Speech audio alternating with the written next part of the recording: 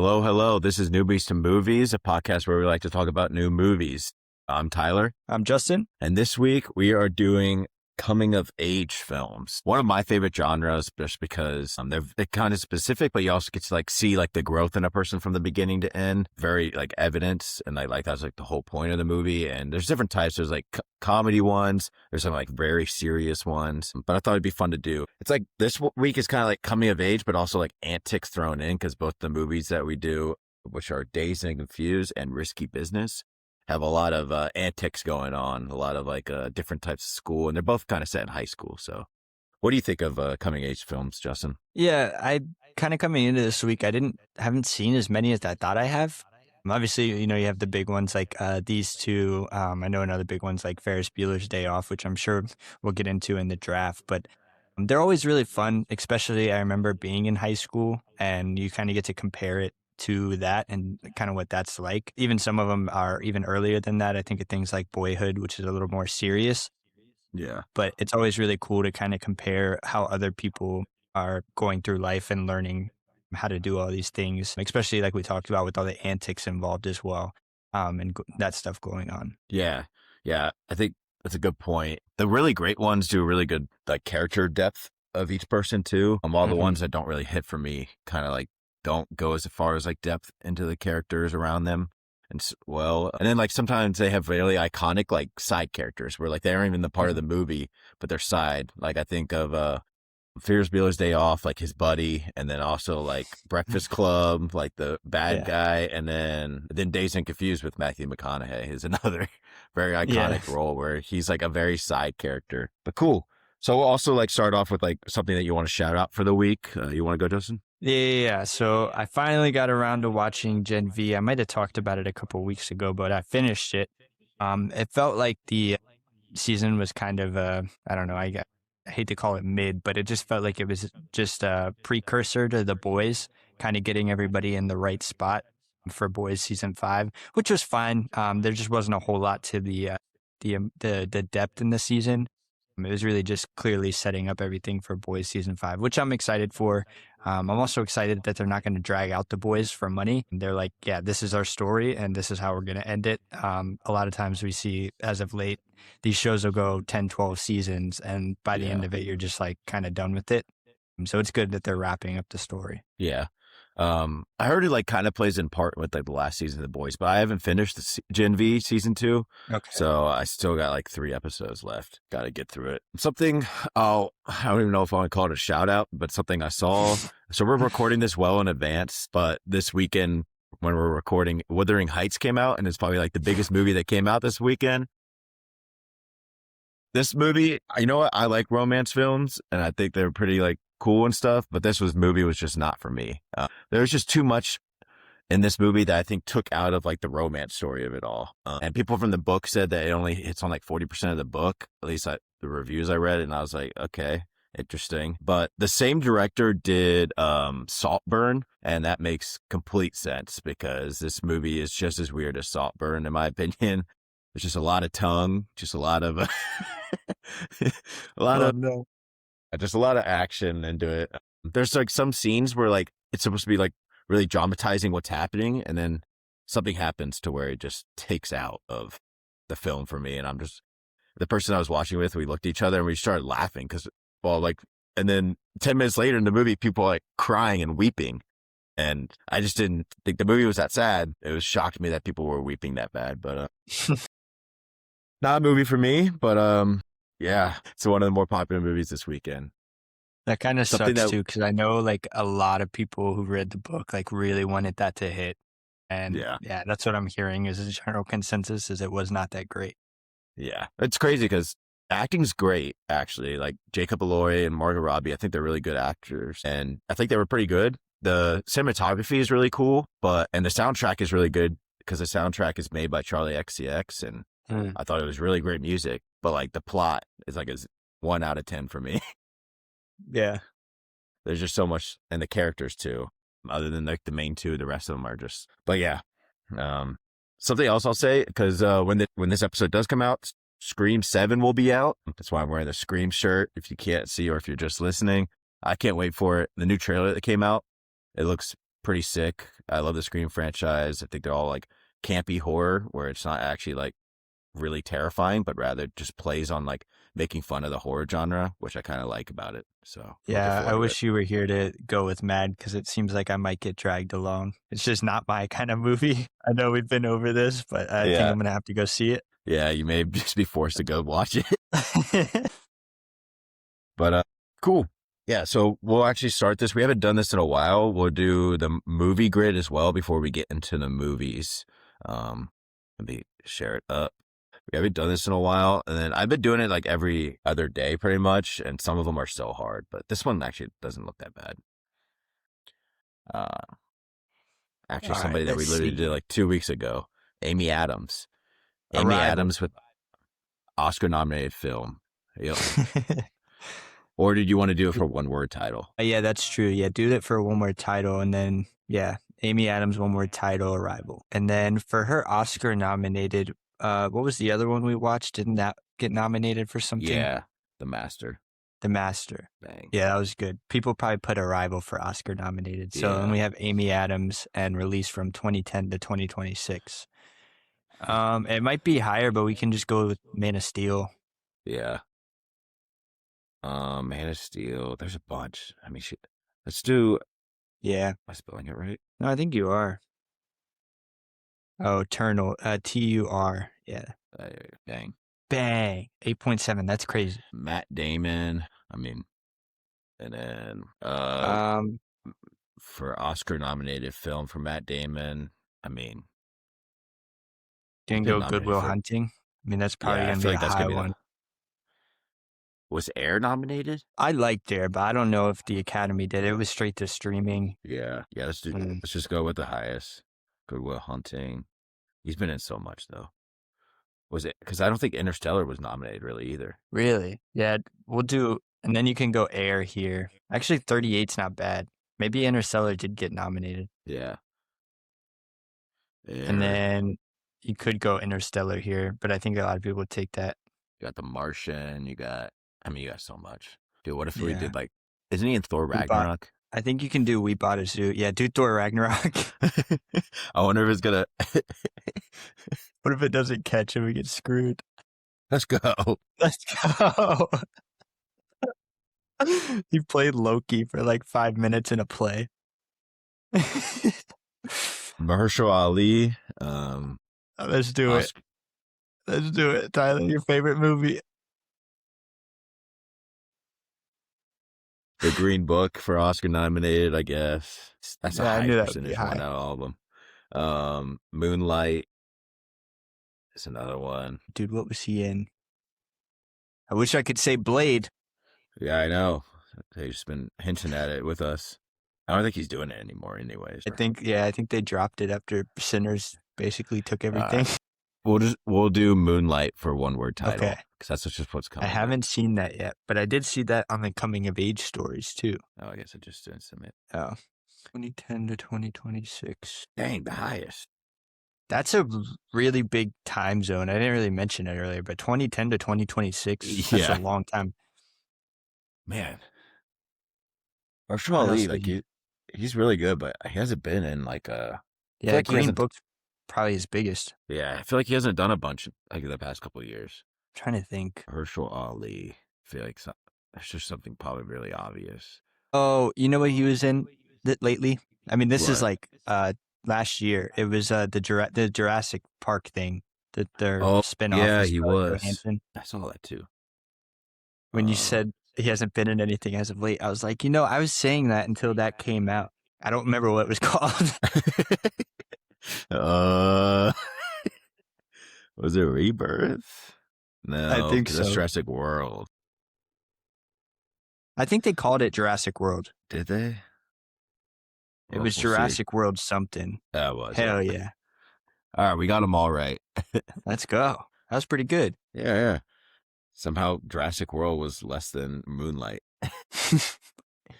Also, stop sharing. I think you get the real cinephiles playing it, and that's why you end up with stuff like that. Yeah, exactly.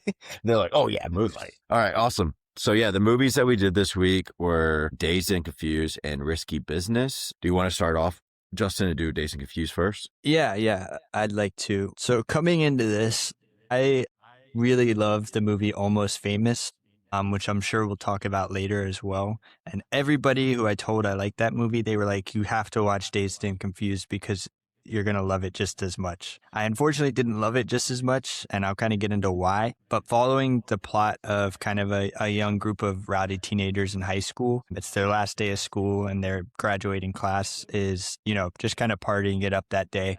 But kind of follows like your stereotypical groups, right? You have your nerds, your jocks, your potheads, all that kind of stuff. And then for some reason, this plot heavily like revolves around like them like beating the crap out of freshmen. Both the guys literally spanking young guy freshmen, and then the girls like just hazing the crap out of like freshman girls. Maybe it was just me. I gave the plot a 7, but I didn't like not sit right with me. I just didn't really like couldn't connect with it at all. Yeah. I guess I was never in those situations.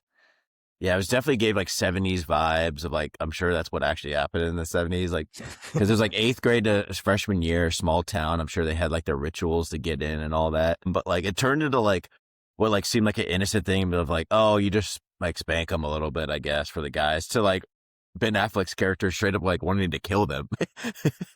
It was so weird. What a crazy, like weird cast of like kind of big names, but then some guys I've never really seen since. And then like Ben Affleck and Matthew McConaughey are just in it. And I think this is like their only film together. I don't even know if they ever interacted with each other either. They were just, yeah. But yeah, I kind of see it as well with you. The plot for me definitely missed out on like, I think that part. And then again, you didn't go like in depth with these characters as I like with a lot of coming of age films. It seemed like more of like a broadening thing that really is just supposed to be like really fun about like smoking weed and like having fun, which for me, like I don't really resonate with like the whole smoking weed part. So it's like, for me, that's why also I think people that probably do smoke weed like really like this film because they think it's like fun. Well, I'm like, this is just kind of a miss for me where I'm like, I don't really relate. My thing, I think, was it started touching on those things with characters, right? But it really wasn't till the end of the film where I really just started feeling any connection to some of the characters. And the director kind of talks about how this is supposed to be kind of like just an ensemble focus with an authentic atmosphere rather than kind of setting character-driven storytelling. So it's kind of supposed to just be like I don't want to call it lackluster, but that's how it felt. It just felt like a TV show almost kind of crammed into a movie, No, yeah, definitely. It reminded me of, I don't think you've seen the show, but Freaks and Geeks as well. I have, yeah. Oh, yeah. Dude, it reminds me a lot of Freaks and Geeks. Yeah, definitely. Which I like that so much more, I feel like, because it really dove into the characters. Yeah, because it's a show, so it's able to like go a little bit more in depth. It would be interesting to see if this was instead. There's also like Rip from Yellowstone, Cole Hauser. He was also in this. Yeah. And like, I just saw him pop up and I was like, that's weird to just see him like as like not like this brooding like cowboy, but yeah. So the characters, I gave it an 8. I did like some of the characters, but then again, like some of the other characters really started like falling off for me. I specifically liked Randall Pink Floyd. They kept calling him Pink Floyd. Yeah. McConaughey's character was good. Ben Affleck's character was so bad. I mean, he was just stereotypical jock and there was nothing else to him. Yeah. And then the nerd group was kind of interesting too. Maybe I just aligned with them a little more, but they were interesting to see and kind of see how they were trying to fit in on their last day of school kind of thing. No, yeah. I like the characters as well. The Ben Affleck character for me wasn't that depth. I liked like the little romance between like, the two freshmen that like just met each other. Yeah. But then the older guy was like into like one of the freshmen, which also like kind of took me out of the movie for a little bit. And I was like, all right. Yeah. I get this movie was made in the 90s and stuff, but I was like, come on now. But I mean, shit happen. I mean, stuff actually does happen in high school like that. I remember in high school there was seniors dating freshmen. So yeah. Stuff happens. But yeah, again, it's just like no characters that like really resonated with me all that like deeply, but it was just like a fun kind of like a connection with them. Yeah. Cinematography, I gave it an 8. I thought this movie looked amazing. I thought a lot of the camera shots were pretty amazing too. It was shot by Lee Daniel. He kind of talked about he utilized a very naturalistic, and obviously this movie is very heavy on the nostalgia side. I think it was trying to bait a lot of people into that. And then, yeah, I think all the camera work, especially with the interactions between people, were really good and really kind of emphasized that overall hangout culture. Yeah. No, yeah, especially the tracking scenes or like when they're driving and you just get like that cool vibe. And yeah, it's hard because I saw Everybody Wants Some, which is like looked up as like a spiritual sequel to this movie, but I saw that one first. And then I had to compare it to this one rather than like how most people probably saw Dazed and Confused and then saw that one. Yeah. So it's really hard to compare with that one where I think they do a lot better tracking like sequences, but I still thought it was really like cool. I don't know if I've heard of that one. I'll have to check that out. Kind of similar Yeah. like vibe. Yeah, it's made by the same guy, written by Okay. Richard Linklater, so very similar. We're Almost like on doing the him in a point. couple weeks, right? Yeah. I'll Yeah. check him out. I'll check that Yeah. one out then. And then dialogue, I gave it an 8. I thought for the most part it was pretty good. I think the most quotable line is the one everybody knows from Matthew McConaughey. Yeah. He just said, let me tell you this, the older you get, the more rules they're going to try to get you to follow, and you just got to keep living, man. LIVIN. I think Yeah. that's the best quote. And that's what I was kind of talking about, is I kind of started feeling something for that group at the end of the movie, especially with a great line like that, and kind of see where they're coming from. But up until that point, it was really not a whole lot going on besides the harassment and getting drunk and smoking weed. Yeah. And then Matthew McConaughey is like a 21-year-old, like super, super, super senior, just hanging around, Yeah. which is quite interesting. Making passes at high school girls. Yeah. Yeah. It's like, he's like, dude, I just love it. It's like, all right. What did he say? Sure. He's like, that's the best thing about the high school girls is they always stay the same age. It's like, oh, okay. That's horrible. It's like, all right. Yeah, that would not get by well today. Yeah, no. Yeah, not at all. Quite interesting as well. Apparently, Linklater brought a lot of this like out of his own childhood, like his own like neighborhood and like where he grew up with. So much so that in like later, like there was a lawsuit from his high school buddies that straight up said that they like characters are based around their name, like their surnames.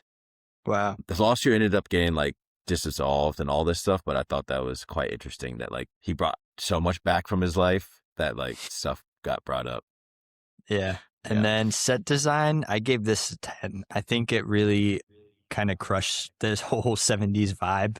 I mean, even down to like the grocery stores, the little pool hall they were hanging out in was pretty amazing. I mean, the baseball field looked really cool. I was like, wow, that's such a nostalgic look for a baseball field. Really everything in that town just looked so 70s, and I think it was perfectly done. Yeah. Yeah, I wish they had those like pool halls and stuff like growing up, right? Like because most of those places were in bars, which you're not allowed to go at in like middle school and high school. So instead, it's just like bowling alleys, I feel like, maybe at most, but even that, probably not that much. But yeah, I agree. Very much like well set up. Even the school sequences were really cool. And then like the whole final like set of the film in the forest, I thought was really cool as well. Yeah. The other thing was like everything, like I know everybody was smoked back then, whether it was cigarettes or pot, but it was like hazy all the time. It was like perfectly done to make sure that you knew everybody was smoking all the time. Yep. Somebody was smoking something. Yeah. And then getting into acting, I gave it an 8. I just couldn't get past Ben Affleck's character. Yeah. Like, God, was it like corny? I mean, maybe this is like the first time that they did this character. I don't know, but this character was obviously played out in every movie, high school movie since. We see it. It reminded me a lot of like Tobey Maguire's Spider-Man, his Flash Gordon, or not his Flash Gordon, his Flash Thompson. And he was like, just like super brooding and obnoxious for no reason. Like there's just no point. Looking at like the casting for this, Vince Vaughn was almost the Ben Affleck character. I could see that. Which is, I could see that. After seeing Vince Vaughn and like, what's it called? Rudy that we did. I was like, I wonder how that would have been for him. Yeah. There's some other big names that were almost casted, like Brendan Fraser, Jon Favreau, Ron Livingston. So I think that was also quite interesting as well to see. Jon Favreau, I just thought of him and Rudy, like just like a nerd who's trying to Yeah. get chicks. Yeah. Matthew McConaughey wasn't even supposed to be in this film, and then he saw the casting director at like a local bar while he was going to UT or like a University of Texas, and then he just went to go talk to him. And at first, they didn't really like him because they thought he was too attractive to be in this movie, but then they ended up casting him anyways, and he went from like a smaller role into like a way bigger role throughout filming. I kind of have a personal story about that. My dad's coworker actually was McConaughey's roommate at University of Texas. Oh, and yeah, so he still knows him really well. Like they go visit him all the time and stuff like that. But basically how he got into acting, he told my dad, like, basically my dad's coworker was really hungover one morning and he had a shoot for Levi jeans, and he just told him, like, they haven't even seen my face. Can you just go and act like me? Like, just do it for me. I can't go in today. And so he ended up going there and doing it. And then that's how he kind of decided, like, oh, I can kind of get into this modeling thing. And then ended up, being in that whole scene, and then meeting casting directors, agents and stuff like that, which is kind of cool. Yeah. Wow. That's crazy. That's pretty cool.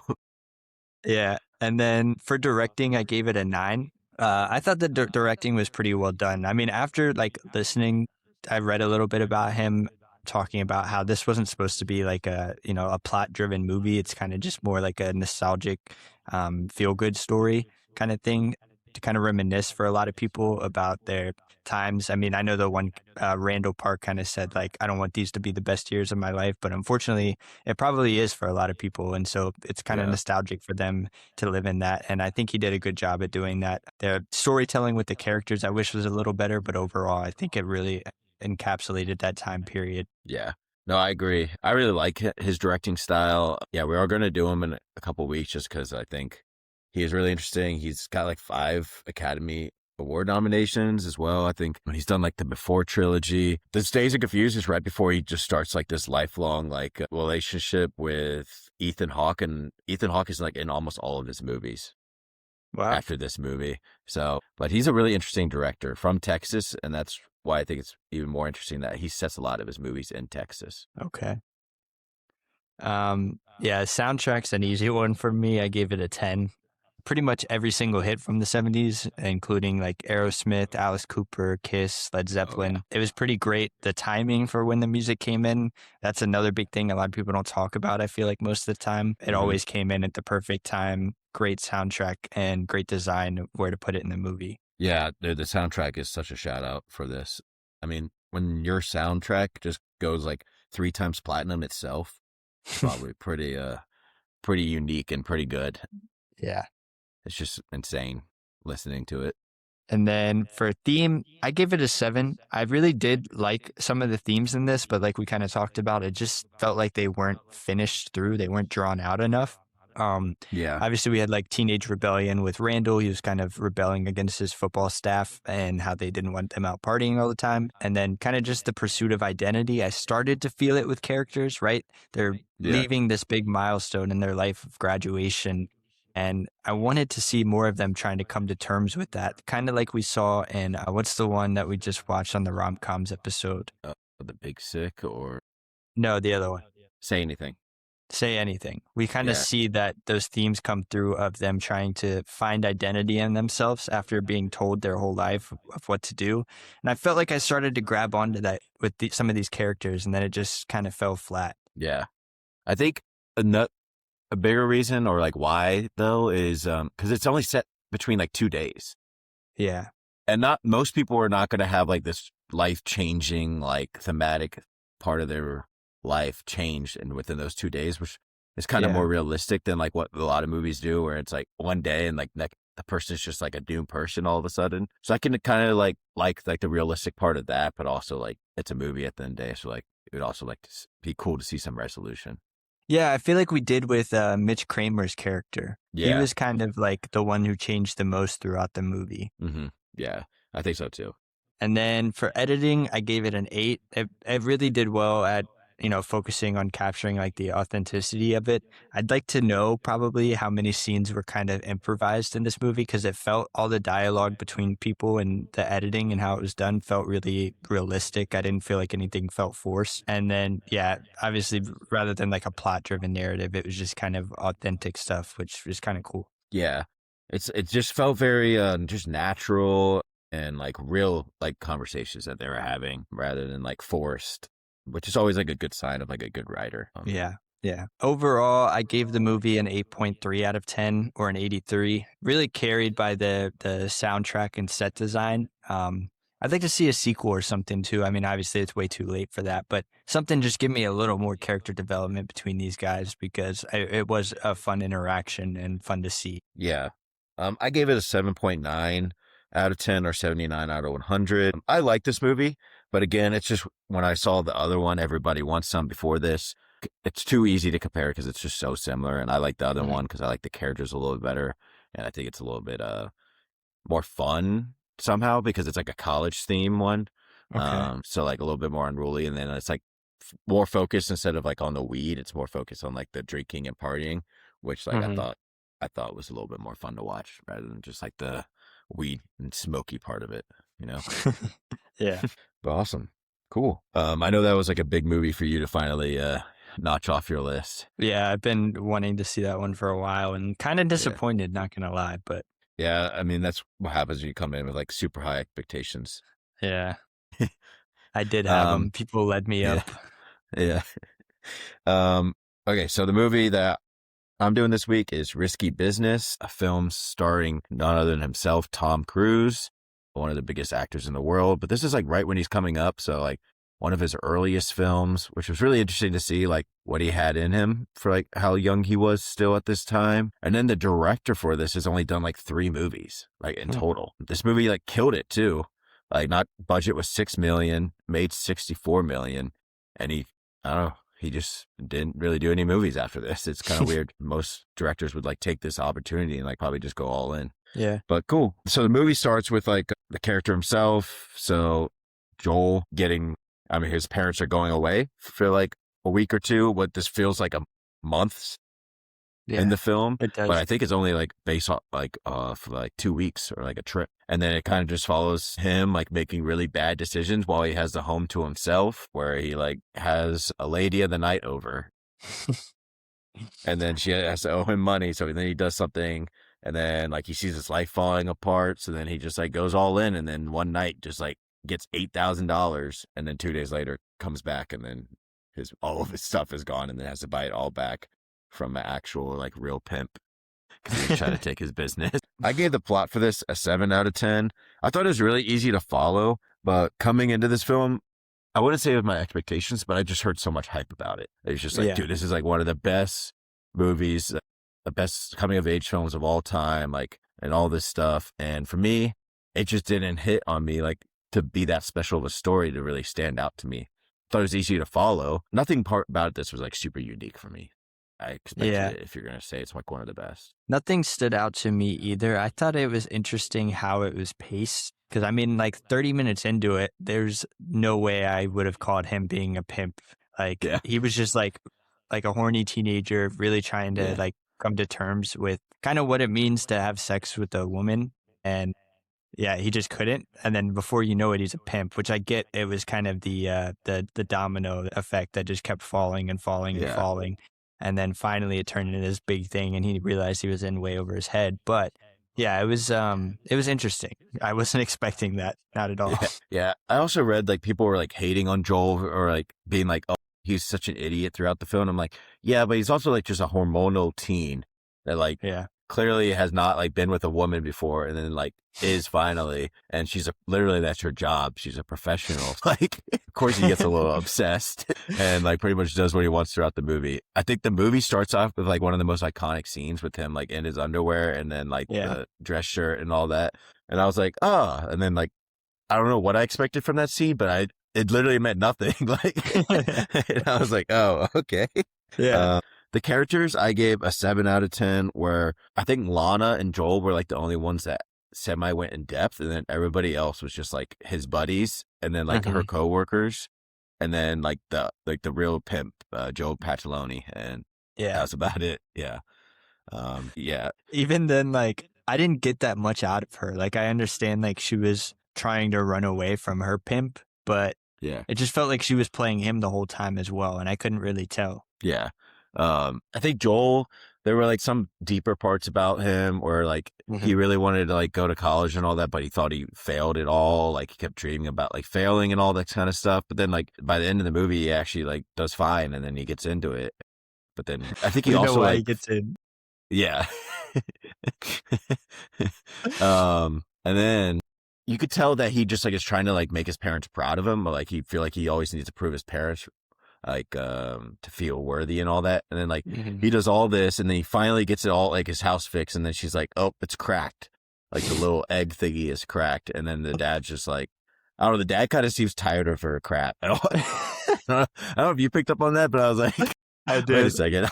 Yeah. I was like, the dad just does not believe the mom. He's just like, well, it is what it is. He's just like, just go do some yard work or something. Yeah.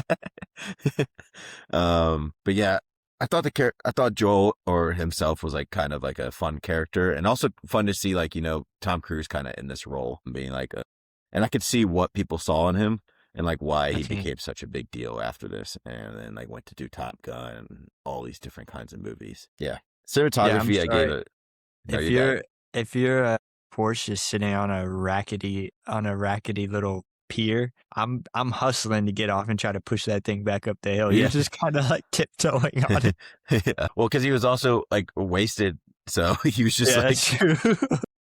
Which also confused me. I guess that's just a different term that used in the 80s, but like because he was high, but he called it wasted, and I was like, I've never heard somebody when they're like after smoking say they're wasted, but I was like, that's definitely just a different terminology that they used back in the 80s. But yeah, cinematography, I gave a 6 out of 10, just because I don't think there was anything really that special. It looked like an 80s movie. I think you also brought it up, but like how similar this was to looking like Ferris Bueller's Day Off. Breakfast Club, 16 Candles. You could have told me it was the same person like filming all these and I would have believed you. Just because of how similar they looked. Yeah, it just didn't stand out for me in any way or any like tracking sequences or anything like that wasn't really that special to me either. Yeah, I agree. The dialogue for this film, I gave a 7 out of 10. I think Joel himself was just like kind of a yapper sometimes. So like he just had some quotes, but like he's like, my name is Joel Goodson. I deal in human fulfillment. I grossed over $8,000 in one night. Time of your life? Huh, kid. And then like that was like the last lines in the movie, which I thought was pretty iconic to finish it on. But yeah, other than that, I feel like he's just mainly just like kind of yapping and then like complaining too. He was blaming his friend for all of the stuff, and I'm like, bro, you still did it. Yeah. Yeah. Yeah, like he's like, wait, what? You actually called him? And then like the first sequence when he first called the number and got like the cross dresser. I thought that was so funny. It was. Because he just, because it turned into like the crossdresser just giving him like advice on life. And I was like, oh, okay. But then like the next night he's like, you know what? I'm going to try it again. It was so funny. He's like staring at him like it was like an alien. He was like, this is. Yeah, that's funny. The acting, I gave it 8 out of 10. Specifically, a shout out to like Tom Cruise. I think he's such a good actor. Where like it just kind of stands out, and it kind of just low-key makes everyone in the film just not look that good because of how good he is. Like he's just like the it guy, and he just takes over the film kind of in a role, which I think takes away from a lot of the other characters in a sense if they can't match the same energy. Yeah, no, I get that too. I don't remember what the girl's name was. I just had looked it up, but she did pretty well. I think, you know, being a kind of supporting character and kind of jumping sides a couple of times, I feel like she did pretty well in that spot. Yeah. Do you think that she like actually like was the one that orchestrated like all of his stuff getting stolen, or? I don't know. Because she told him at the end, like, I'm not lying to you. And I felt like he believed it, but I don't know if we were just supposed to believe it too. Yeah. There was like, I don't know, there was things that kind of pulled me both ways. So I have a feeling that she didn't set it up, but like her roommates, I think she knew that her roommates didn't have like the best plans with it all. So I think she was definitely one to blame, but I feel like she did have like an innocence like feeling for him. It Mhm. is quite interesting though, where she's like at the end of the movie, it's like supposed to be believed that they end up with each other, but like Yeah. he's going to college and then she's not. So I don't know. Better she keep her job. Yeah. And that train scene was nasty, by the way, dude. That's so Yeah. grody. Yeah, and then to like kick the guy off of it and then just be like, all right, let's go to town. And it's like, that's gross. Like, I don't, that's nasty. Couldn't be me. But some casting what ifs. So Gary Sinise, so Lieutenant Dan from from Forrest Gump was almost, Sean Penn almost was, Kevin Bacon, John Cusack, and Tom Hanks all auditioned for the role for Joel, but Tom Cruise got it over them. And then Lana, Michelle Pfeiffer almost got it. She was offered the role and she denied it, which I wonder how that would have been, because Michelle Pfeiffer's like kind of a known actress, which compared to where I think Rebecca Daniel Monet is just not as known as Michelle Pfeiffer, but yeah. Yeah.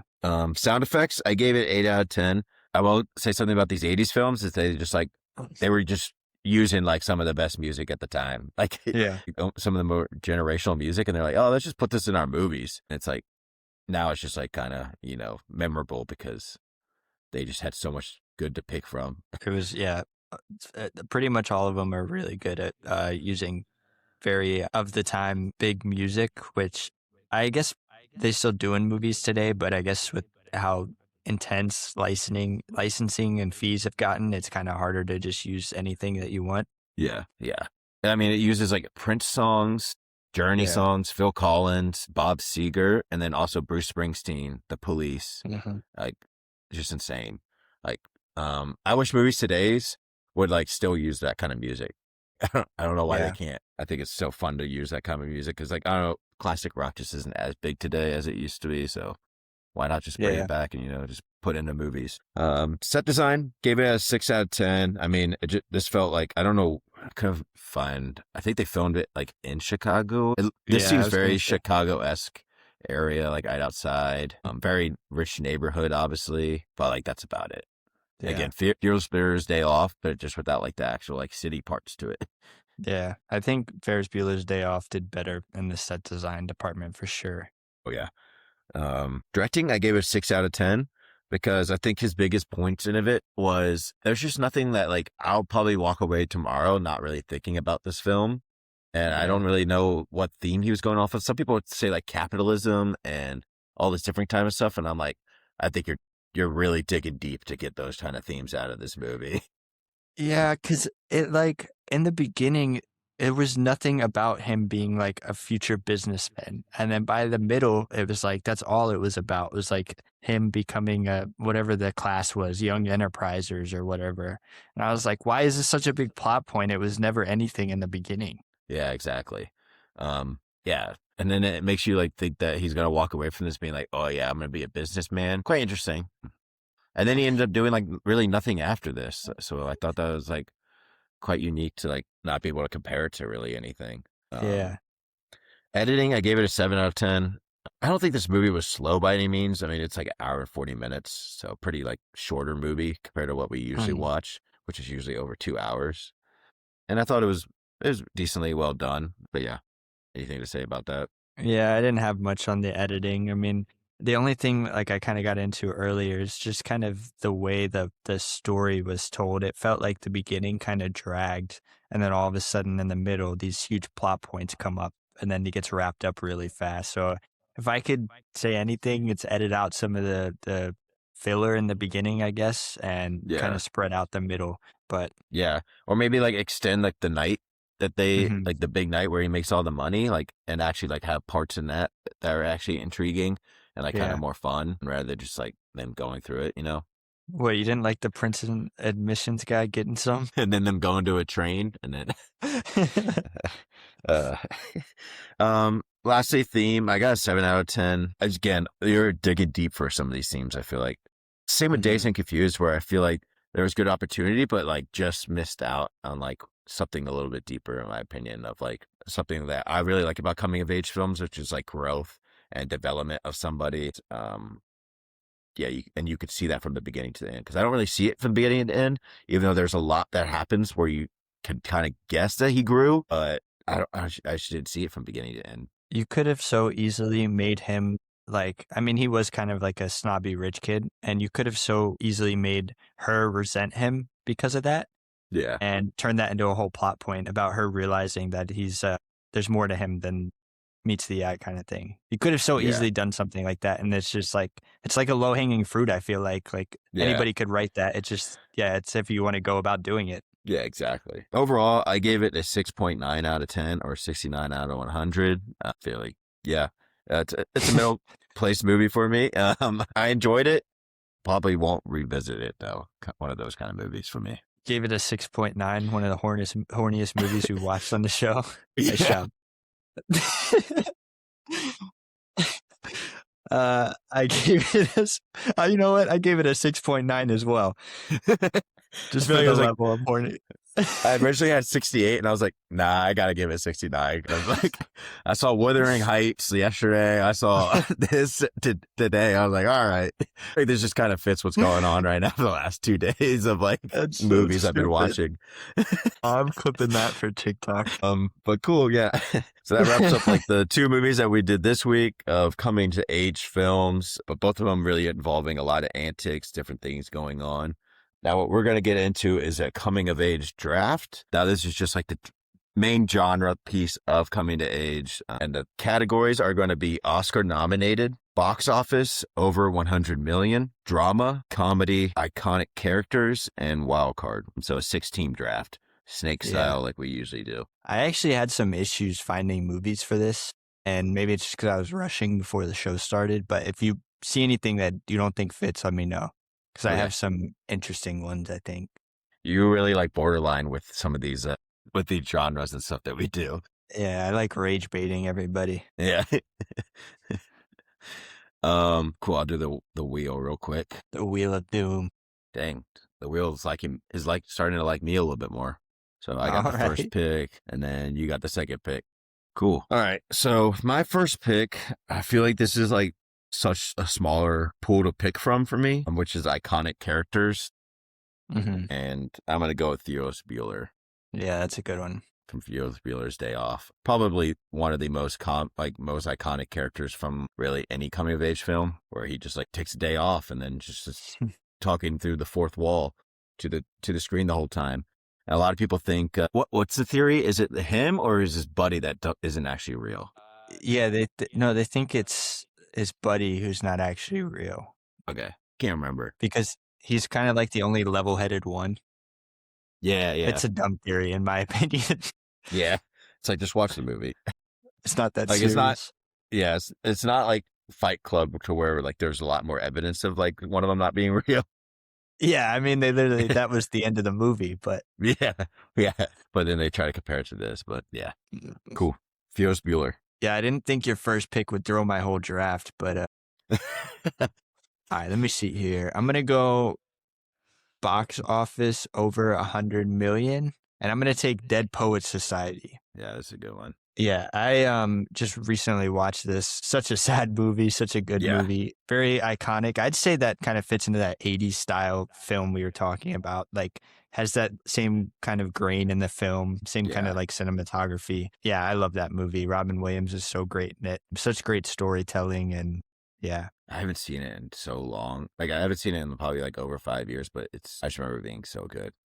Yeah, it's Ethan Hawke in it too. One. Yeah. Yeah. Awesome. All right, let me see here for my number 2 pick. So I'm not going to take Ferris Bueller's Day Off for anything else. Because yeah. All right. So I'm going to go ahead and take, let me rob you of one. I'll take Stand By Me for the Oscar. I know that's one of your favorites. Yeah, dude, I love Stand By Me. Obviously, we did it on this show pretty early on, I'd say, for, when we were doing it. But it's a really great movie. Kind of like the stereotypical coming of age story. I feel like a lot of stuff that comes out nowadays is definitely inspired by that when it comes to this category. Mm-hmm. Yeah, if you want to check out our review on it, it's on the Stephen King episode. That's what we did it with. Okay, yep. Man, Stand By Me. That was like my number 1 for Oscar. It's all right. Cool. From here on out, I guess I'll go with box office because this is also a smaller one for me, but I'll go with Superbad. Yeah. I really like Superbad. I think it's hilarious. Probably one of my favorite comedies, and especially comedy age coming of age films. Jonah Hill, Michael Cera, just being hilarious. McLovin. I feel like so many people like quote from this movie as well, and like just know this movie. They start drinking out of like a Tide thing, but then like don't really clean it out, so then they're like their mouth is blue from it. Yeah. And then Bill Hader and Seth Rogen as the cops are also just hilarious in the film. It's so Dude, funny. this is such an easy film to put on too. So like if you haven't seen it, you just put it on. It's just so easy to watch. Cool. Superbad. All right. For Oscar nom, I'm gonna go with Little Woman. Okay. I really like Little Woman. I think it is a great movie. It's direct adaptation from the book. They also made a movie in the 90s. And then this one and the came out in 2019, has like Florence Pugh, Emma Watson, Saoirse Ronan. I don't think I pronounced that right. Just really great. Laura Dern in it too. Timothy Chalamet. Such a crazy, like good cast for 2019 before they all like start doing bigger movies with their own. Yeah. But yeah, I really recommend this movie as well. Really like it. I haven't seen it, but I've heard really great things, so I'll definitely check that out. Couple different ways I can go here. I'm going to go ahead and get comedy off the board. I'm going to take The Breakfast Club. I wouldn't say it's like as funny as Superbad, but there's definitely a lot of comedic relief. I think it could definitely go into either that or drama, depending on what characters you really look at, because there's some really funny characters, and then obviously you have like the emo girl. Mm-hmm. She's pretty dramatized throughout that movie and how her character arc develops, but classic. I love that movie. No matter which way you really look at it, it's really good, and the characters are pretty amazing in it as well. Soundtrack is insane too. That too, yeah. Just like all those classic ones you're talking about. Yeah. I got to go ahead and take this one, and I didn't know where I wanted to take it. I'm going to go ahead and take Penny Lane for iconic character from Almost Famous. Yeah, if you didn't take Almost Famous. Yeah, I don't know how you let that get back to me. I should have taken it earlier. I absolutely love that movie. She's definitely my favorite character from the movie. So well done. Yeah, that's probably a top 5 movie from me all time, honestly. Yeah, check out that review too. We did on what did we do? Oh, Road Trip. We did on a road trip theme week. Yeah, I really like that film too. Really good watch. Ooh, okay. So got drama, comedy, and wild card left. Just depends on where I want to go with this. I think I'm gonna go with it, and we could see if this counts. But for drama, I'm gonna go with Good Will Hunting. Yeah. No, I had that on my list too. Okay. I definitely think it's coming to age. I mean, like he just changes so drastically throughout the movie. It's just like he's in college while doing it, so it's a little different. But he's not actually college in college, age. but he's working. Yeah, college age. Another movie with Ben Affleck in it, young Ben Affleck. Yeah. Such a good movie. You saw it for like the first time not long ago, right? Yeah, I did watch it for the first time not long ago, and yeah, so well done. I find it so fascinating how this movie kind of came to be, and seeing Matt Damon and Ben Affleck kind of talk about it. Yeah. For promotion on when they did The Rip. Yeah, it was pretty interesting to hear all this stuff and how hard they really worked to get it there, and then to go and win an Oscar for it was pretty awesome. Yeah, cool. I guess I'll go with comedy, and with comedy, I'm gonna go with Everybody Wants Some.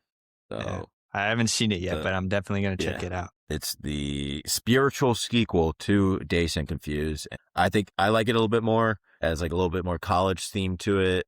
Glenn Powell like kind of just shines in this film to where like it's that new. Yeah, it came out in like 2016. Oh, okay. I figured it was made in like the early 2000s or something. No. And he's just in this film where like I think all the actors are really good, but like he's just so good in it where you're like, wow, this guy can act. Yeah. And then, now he's one of the bigger stars today. So. All right. Is it my go? Yep. So for drama thriller, I'm going to take another one that we watched. I'm going to take The Holdovers. Yeah. I really liked this movie. Obviously, it follows a couple of different like main characters. Obviously the teacher being older, the cafeteria lady being older, but specifically at an all-boys school, and kind of how they get over their life sequences and how they come together. It's a pretty great movie. Definitely going to be a classic for me around Christmas time every year from now on. Yeah. Such an interesting thing because it's like a coming of age, but also for the professor. So like a later age Yeah. coming of age film, which there's not many movies like that. Yeah. And I can go one of two ways here for my wild card. Yeah, this one's just too funny. I'm going to leave the big one on the board for you, but I'm going to take Napoleon Dynamite. I almost took him for iconic character or Pedro or something, Yeah. but I love Napoleon Dynamite. And it's been a while since I've seen it. Really kind of that awkward comedy, which we talked about a few weeks ago that I like. Yeah, it's just hilarious. Yeah. Such a funny film. Shout out to Sundance Film Festival because without it, Napoleon would have never been like a good movie or anything. Yeah. You said it, the big one. I don't got one that's like really shining out to me right now. Okay. I think there was like one classic one that I grew up watching a lot. I haven't watched it in a while, I but think that's what I'm talking about. I kind of want to draft that. Or do I want to draft a Best Picture winner? That's Draft I'm what you deciding want. between. All right, yeah, I'll go with Goonies. Yeah. Yeah, yeah, I really like Goonies. Grew up watching it. The truffle shuffle of that. Young Josh Brolin. Yep, Josh Brolin's in it. Rudy's in it. Sean Astin. Yeah. What's his name from Indiana Jones? Oh yeah, and he's in Stand By Me too. Yeah. Yeah, I know you're talking about. Yeah, such a good movie. Such a fun movie too. It scared me as a kid too, like the whole like ice cream sequences where they like open it, the dead body and all that. Yeah. But yeah, awesome. So what was your best picture that you were thinking about taking? Moonlight. Okay, yeah. I was thinking about Moonlight. I really like Moonlight, but for me, I think Goonies slightly overrates it just by nostalgia and like watching it more. Yeah. More rewatchable. So for my team, it was Oscar nom, Little Woman, box office, Super Bad, drama, Good Will Hunting, comedy, Everybody Wants Some, iconic, Ferris Bueller, wild card, Goonies. Yeah, for my team, I took Stand By Me for Oscar. Box office, I took Dead Poets Society. Drama, thriller, I took Holdovers. Comedy, I took The Breakfast Club. Iconic character, I took Penny Lane from Almost Famous. And wild card, I took Napoleon Dynamite.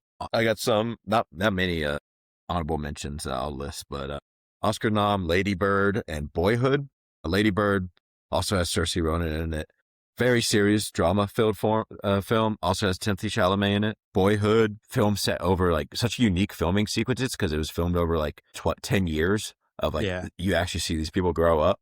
Also by Linklater, who did Dazed and Confused. And then for drama, Perks of Being a Wildflower, super sad movie. And then comedy, Booksmart, I really liked. And then lastly, the last two being Mean Girls and Juno. Just shout out those. Cool. Yeah, I want to check out Boyhood. I think we're doing Boyhood at some point on here, right? Yeah. For when we do Linklater, I feel like we have to just because it's such one of the most unique filming ever. And apparently his next movie or like a movie that he's working on is also doing like over until 2040. He's like filming it. Wow. So I don't know. It's quite different. And like you were just really relying on you like being fine for those years. So the movie like meets its end, but cool. No, this was fun. Thanks for listening, everybody. See ya.